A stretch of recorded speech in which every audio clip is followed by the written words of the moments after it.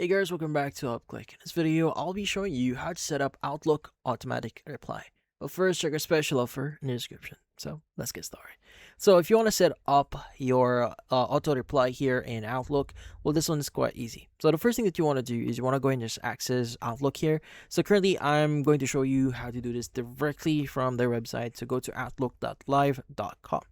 Now in here, once you've logged in and access your account, at the top right, you want to go and click on your settings option. Just going to select that one. You want to go to the accounts at the top left here. Inside account, you want to go and just look for automatic replies. Just go and select this one. Now, the first thing that you want to do is you want to turn it on. So go and turn on automatic replies. Now, from there on, if you want to set up a specific date that you want to set up or start sending your automatic replies, you go and click on send replies only during the following time period.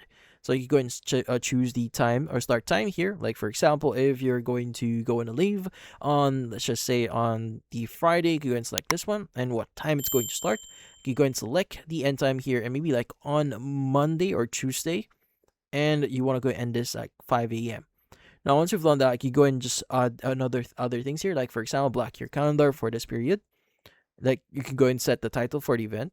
Automatic decline new invitations for events that occur during this period, and also decline and cancel your meetings during this period as well.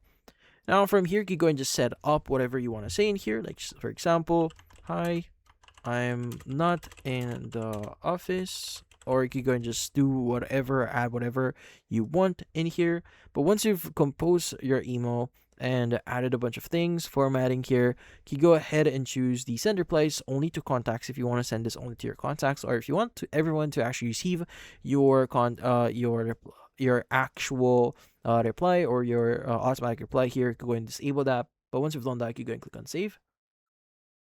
And as you can see, it's now going to allow us to start using auto replies. Now, when we go back to auto replies, it's still turned on. Now, just in case you change your mind, you can go and click on the turn off button, or you can go and just click on it again to disable automatic replies. But yeah, so just make sure to click on save at the bottom right here so that your changes will be safe. So if you found this video helpful, hit the like and subscribe button and watch our next video.